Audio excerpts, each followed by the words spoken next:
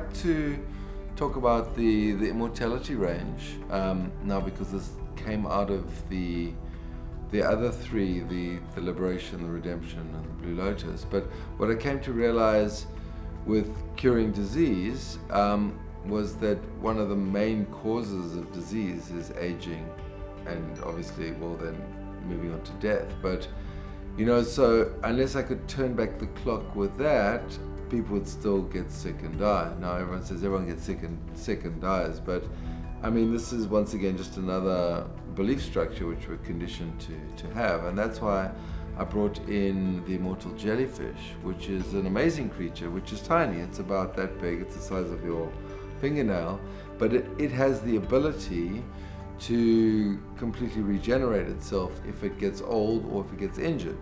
So the mechanism that the jellyfish uses is it sends a message, not unlike a hormone, to its cells to return to an earlier version of itself. And this obviously means, massive spurts of stem cells, growth hormone, telomeres lengthening. It basically reverts to a childlike space. So I found a way from the immortal jellyfish to extract this essence from it, and amplify it to the point where it's usable for humans, for animals, even plants. I've given it to plants and it regenerates plants as well. So it's clearly a physical thing which is doing something. But what happens with this immortal jellyfish is that it begins the process of regeneration. Now, the jellyfish is able to send this message to our cells, which says reverse the aging process. Now, obviously, we have much more physical architecture than the jellyfish. So the jellyfish does this process in about 4 days. It goes back to youth, and then it takes like a month to get to full adult maturity. But obviously, we have bones and muscles and cars and mortgages and girlfriends, and we have a lot of structure. Not to say that the jellyfish don't have girlfriends, but they have very different structures. And the invertebrates, so they don't have bones. So it's a much more complicated process of regeneration. So what we find happening with the immortality, there's the whole range. There's 7 or 8 in the immortality range, and I'll go into this in a moment. But what we find happening is, the stem cells begin to regenerate. So obviously faster regeneration of skin cells, better organ functioning, better blood flow, better function of the endocrine gland. So that's, thyroid hormone, insulin functions better, blood pressure improves, libido improves, general hair growth, nails. I have to trim my nails twice a week now because it's just sending this message to the cells that I'm operating at a much younger biochemical level than I would normally. So this is what's been found with the immortality, and there's like 50 or 60 pages of testimonials from people who've actually gotten results in a whole range of areas. Certain people who've been taking it have even found that their gray hair goes back to black.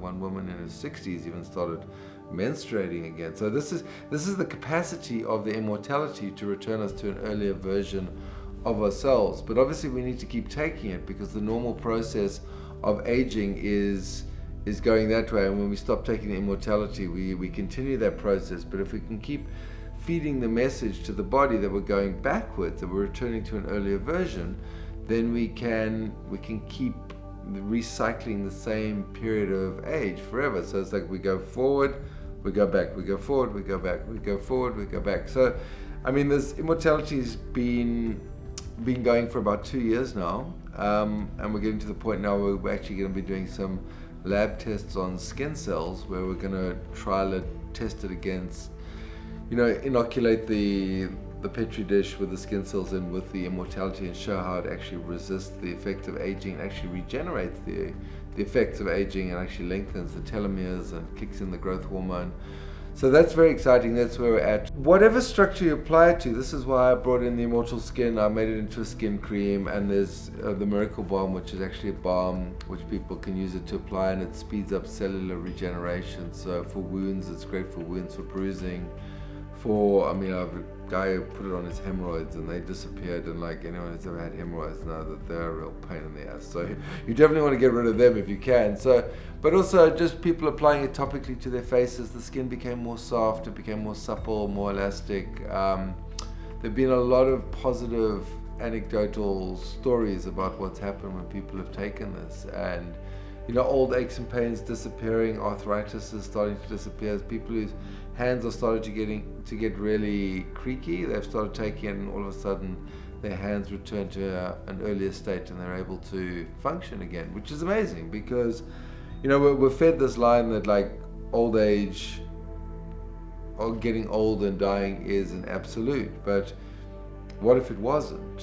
What would we do then? I mean, it opens up all sorts of interesting philosophical questions as well, which I've kind of dealt with in various sort of pieces I've written, because what if we were to live to 200 or 500? I mean, this changes the way we view the planet and what we're doing here. But my thought is here, like, well, if we knew we were going to be here in 200 years, we'd take an active hand in preserving the planet, rather than just like, oh, well, I'm not going to be here in 50 years' time, so whatever, after me the storm. But so it changes what we're looking at here, but it also means that if we don't have to deal with old age and disease as much, or we're rolling the process back, we can then focus on other things. The thing with this jellyfish is, if it doesn't get eaten, it can live forever. It's the immortal jellyfish, Turritopsis dohrnii. It's been studied, and it will regenerate itself endlessly if it gets old or it gets injured. Now, obviously, I can't wait for this thing to get old, because how do you even know when this jellyfish is getting old? But the process I've developed, where you pierce one of the little nodules on the tentacles, where it releases this neurochemical, which acts very similar to a hormone. It's not a hormone, but it acts like a hormone in that it tells the body structures to change form, much in the way that testosterone or estrogen would develop secondary sexual characteristics in the body, or growth hormone would cause growth spurts in the body.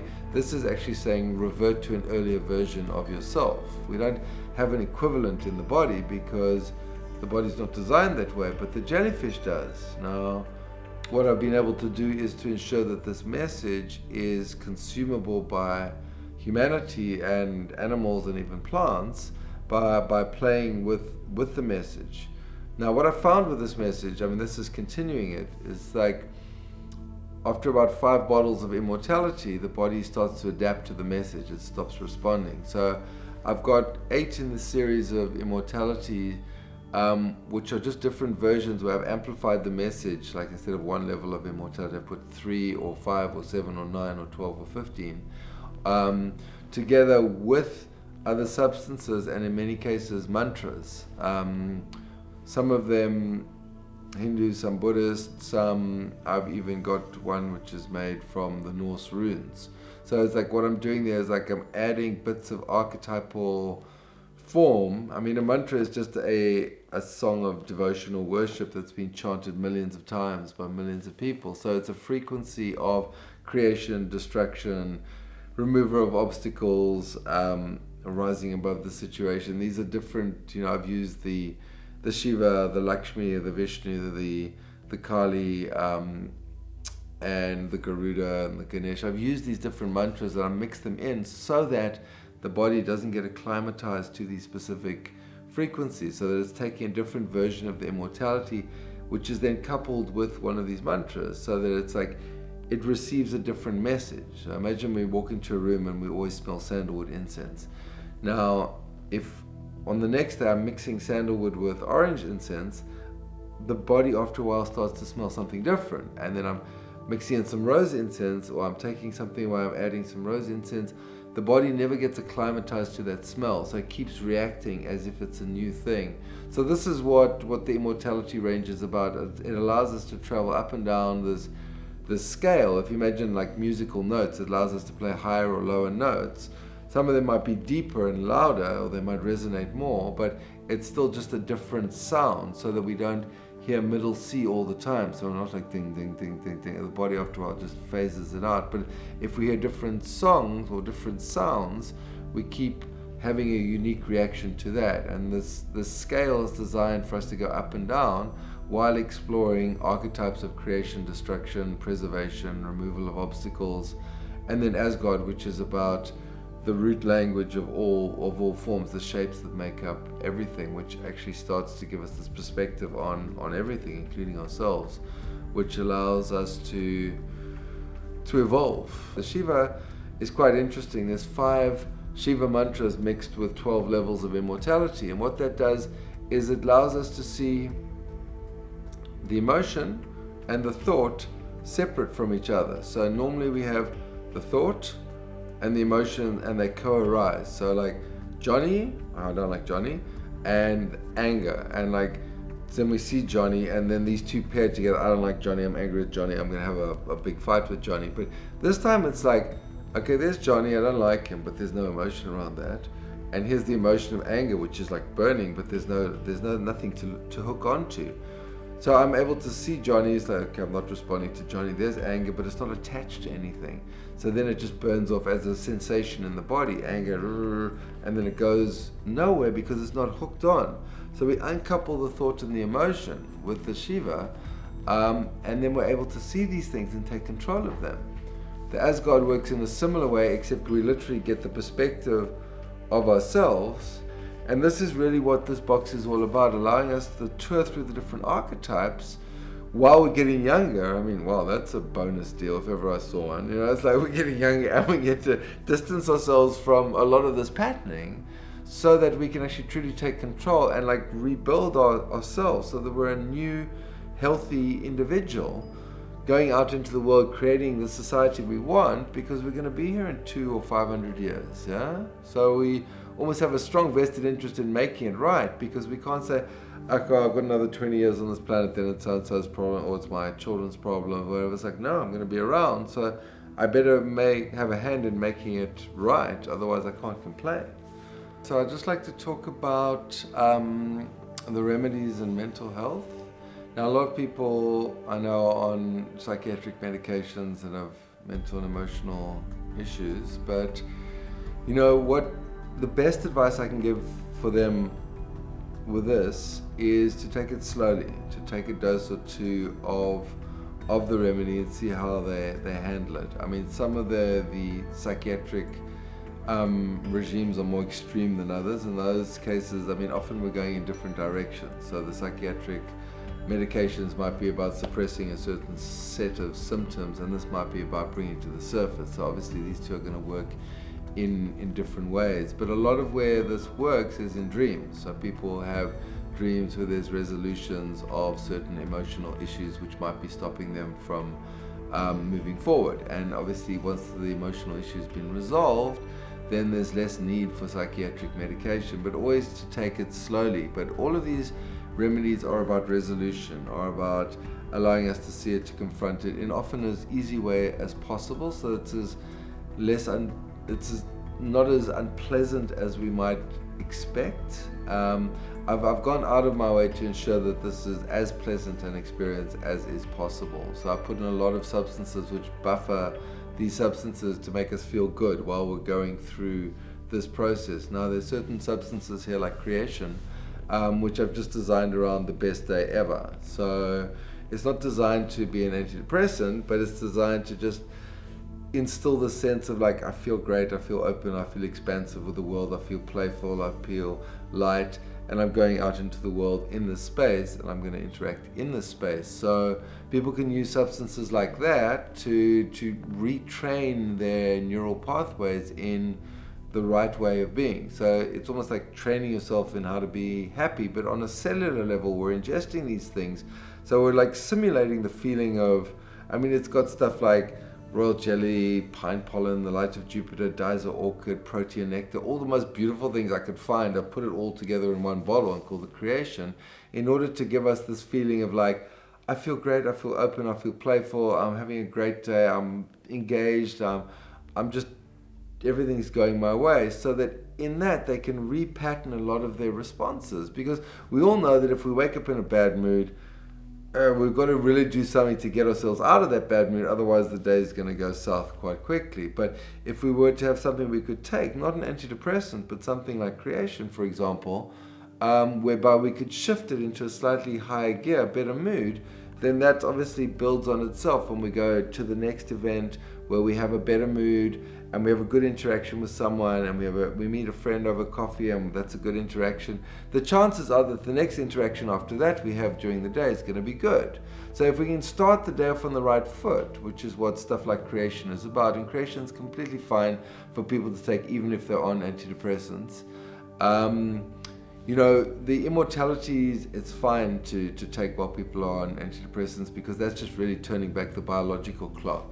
It's not really going to affect it. Now, you might choose one of the remedies which might be more in alignment with feeling good, like the Vishnu, the Immortality Vishnu, or the Lakshmi is all about feeling great, right? So that's also part of this protocol of bring ourselves to a space where we feel the best version of ourselves. I mean, the other ones, the Immortality Kali and Shiva, are to do with more like getting ourselves out of very stuck and heavy spaces. So I remember when I was in quite a heavy depressed space, I took the Immortality Kali, and it snapped me right out of it. I was like, wow, okay, let's get going. So it's very, very active, very productive, especially when you feel quite heavy and lethargic.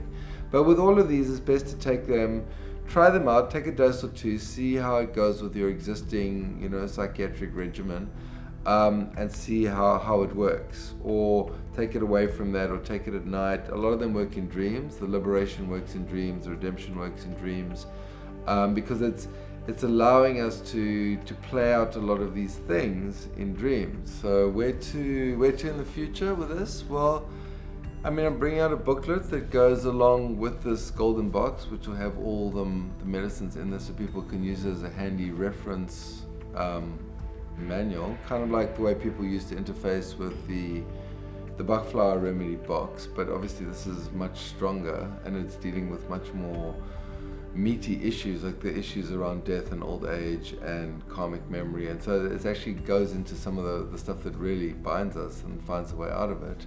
So obviously I just want this to spread out more. It's beginning to spread out more into the world.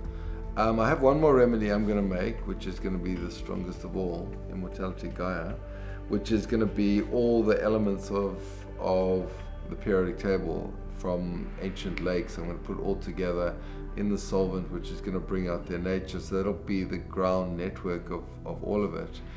That's still coming, but what I want really to do with this is to get the research done on the immortality, so that it goes out to probably the skin industry as an ingredient, and then they use it in all skin creams in order to pay for some centers I want to build, which will have all the healing technology in them.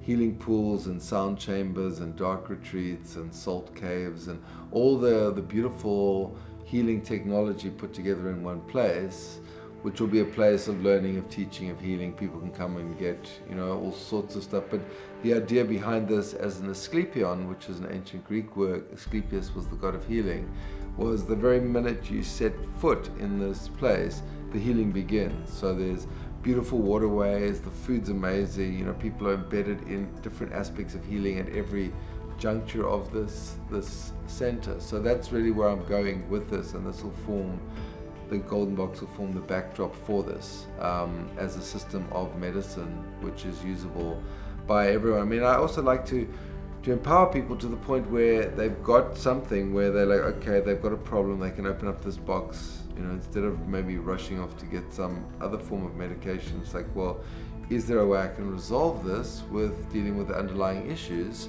or calming myself down? A lot of the medicines in here are just like calming the person down to the point where they make the right choice. So this is really what I focused on with a lot of this, is just getting people to the point where they're empowered enough to take health and healing into their own hands and actually, learn to care for their families with it. That's really where I'm spending a lot of the energy of now, is like focusing on spreading it out to the world as a system of medicine, beyond medicine. Yeah. Okay, so if people are taking these medicines and they want some support in the process, because it can be quite an unusual journey, to say the least, there's two groups. There's Liberation the Remedy, it's a closed Facebook group, and then the most current one, which I'd encourage people to join, is called New Immortals. Also a closed group on Facebook. We've kept it closed so that people there's a bit more, intimacy. People can talk about what they're going through, get answers, ask questions, and then the community will answer them, or I'll answer them. If people want to source the different remedies, there's the local site here, immortalskin.co.za. But yeah, if people want support, best to go to New Immortals, because that's a community of people who've been through this the whole time, and you'll find answers there, or get hold of me at adamsusman@gmail.com if you want specific information. But if you're looking for product, just go to the group. I also have a network of distributors throughout South Africa available on Liberation the Remedy. Okay, thank you for joining us today. I hope you enjoyed it. I hope I covered all the aspects. There's obviously many parts to this, and we can go into more depth in a lot of it. Part of this golden box is about building a body of work which people can access to get greater understanding about all the products, and well, it's work in progress. We're building it as we go. Thank you.